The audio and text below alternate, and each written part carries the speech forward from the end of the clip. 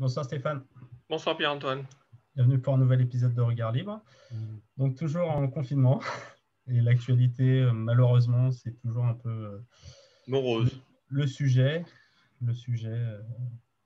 On n'arrive pas vraiment à en sortir, on ne sait pas quand est-ce qu'on en sortira. Donc aujourd'hui je voulais parler avec toi de ce que j'ai vu à Marseille. Il y avait des restaurateurs qui en fait ouvraient des restaurants clandestins et je trouvais ça plutôt encourageant, plutôt intéressant Tout à comme fait. initiative. Donc, je voulais juste en Tout à parler. fait. Donc, voilà, à Marseille. Tu sais, ça me fait penser, on a fait une vidéo il n'y a pas si longtemps sur l'agorisme, etc. Donc, les gens qui sortent du système, on est en plein dans cette logique. Oui. Voilà. Donc, à Marseille, des restaurants servent clandestinement. Les devantures ont beau afficher fermées, des portes dérobées permettent aux travailleurs et ouvriers de déjeuner. Donc, voilà, on nous dit, voilà, ils ferment le store à l'arrière et en fait, malheureux. ils C'est se malheureux. connaissent, ils rentrent par l'arrière. Ouais.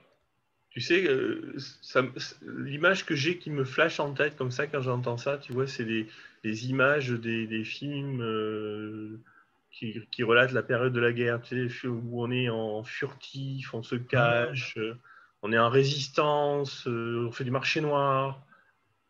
On est en guerre, hein. Macron l'a dit, on est Oui, en c'est guerre. Donc ça, tout à fait. Tout à fait. c'est logique. Ben voilà, on y est, quoi. Donc moi, je trouve ça plutôt encourageant qu'il y ait des restaurateurs qui fassent ça. Et, c'est bien pour eux et c'est bien pour les clients aussi. Et pour eux aussi le fait de se dire que c'est pas à l'État de... Enfin, ils essayent de le faire discrètement pour pas se faire... Oui, bien sûr. Mais c'est même pas que c'est pas à l'État d'eux, c'est que de toute façon, l'État ne pourra jamais, puisque de toute façon, on va vers un État communiste. On sait ce que ça donne. Il y a un mur qui est tombé il y a 30 ans pour ça. Ils n'arriveront pas notamment à nous nourrir, en plus en France, où la gastronomie est historiquement importante, ils n'y arriveront pas. La demande existera toujours et donc les opportunités d'entreprises de ce type-là, même en cachette, existeront. Et il y aura toujours des gens qui tenteront, les entrepreneurs un peu folding ou viscéraux, qui tenteront ce genre de choses et qui seront en fait là pour nous sauver de la famine, en fait. La famine. Donc, on pourra dire que je vais trop loin, mais c'est ça qui nous prépare. On est dans ce genre de logique. Si quand même, jamais j'avoue que j'aurais imaginé en France, je crois même que j'ai écrit là-dessus en disant que s'il y avait encore un secteur en France où finalement il y avait assez de liberté, c'était encore celui de la restauration, justement parce qu'ils ne pouvaient pas oser nous empêcher de nous nourrir, en particulier en France. Eh bien, on est en train de voir que je me suis trompé sur ce sujet et on est en train de voir que même dans ce secteur-là, ils vont finir par sévir.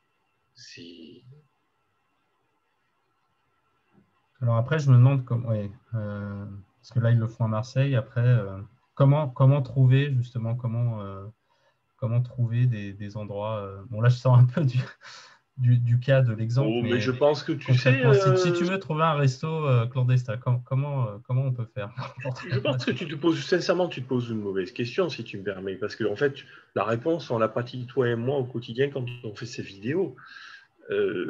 C'est la proximité qui va faire la loi. Tu dois sûrement avoir des petits restos pas très loin de chez toi que tu connais. Moi, j'en ai un en face de la rue. Je le vois depuis ma fenêtre.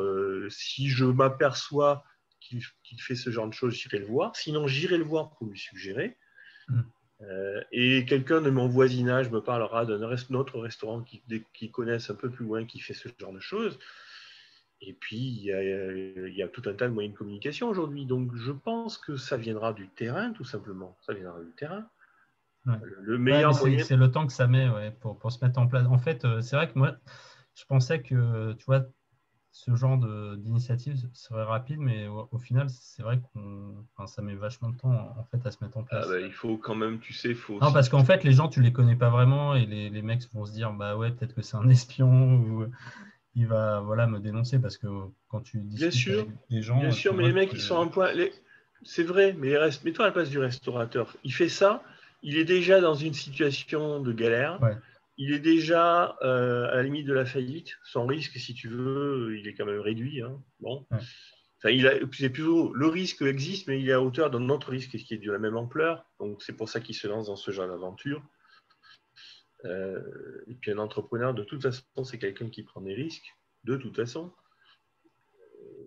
Donc, et puis, à l'inverse, il a fallu leur laisser le temps à tous ces restaurateurs dont on a parlé ici, qui se rendent compte de ce qui se passe. Tu sais, on l'a vu avec Michel Saran. Michel Saran, il a commencé à râler, puis ils ont commencé à négocier, puis ils ont essayé de taper sur la table avec Macron, et puis finalement, Saran, que je sache, il a fermé, ou en tout cas, il a baissé rideau. Et là, ils vont peut-être commencer à faire du commerce au noir, mais il faut aussi leur laisser le temps de se rendre compte de l'horreur de la situation dans laquelle on les pousse, si tu veux, je crois. Hein. Mais une fois qu'ils vont se lancer, ça va aller vite, par contre, parce que nous, à l'autre sens, ben la demande, elle va monter de la même façon. Donc, je pense que ce qu'on voit à Marseille peut être le début, mais ça va donner en plus des idées à d'autres. Je pense que ça peut aller vite. Non, je me demande juste comment on peut accélérer ça, quoi. Comment est-ce qu'on a des moyens de... En parlant. Oui, en parlant, mais après, localement, concrètement, c'est d'aller voir les... Tu vas voir tes restaurateurs.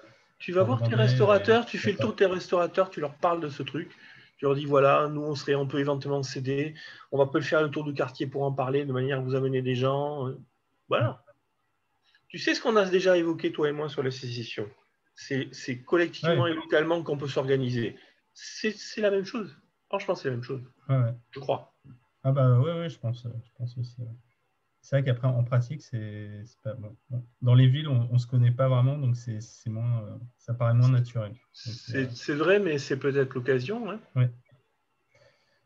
Et je voulais compléter donc, ce sujet des restaurants avec un article que j'ai vu donc, à La Rochelle, donc un article du Sud-Ouest, 25 personnes verbalisées au cours d'une soirée privée. Oui. Donc, l'établissement à bar de l'agglomération était officiellement fermé en raison du confinement. Et donc, il s'est fait contrôler. Et donc, il y avait une soirée privée, 25 personnes verbalisées. Donc, ça rejoint un peu. C'était une soirée clandestine. Une soirée normale. Mais voilà.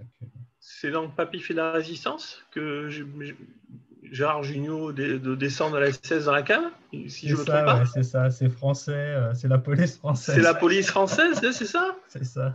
On n'est pas très loin, là, il me semble. Hein. C'est ça. Qu'est-ce que je dise d'autre? Voilà, non, mais c'était juste. Donc nous sommes revenus à l'époque, ça y est, nous sommes en 2000, 80 ans après, nous sommes revenus en juin 40, ou en tout cas cette époque-là, où en tout cas elle est en train de monter. Mais quand tu dis ça, que c'est la dictature, on te prend pour des fous. Oui, je sais. Mais malheureusement, ça fait quand même pas mal d'années que je crois être malheureusement assez lucide, donc bon. Et je suis toujours éberlué par la passivité de la presse et des gens, bien sûr. Hein, mais il n'y en a pas un pour dénoncer. Ah, mais c'est surtout la presse, oui, parce que la presse, ils se présentent toujours comme les grands défenseurs de la liberté.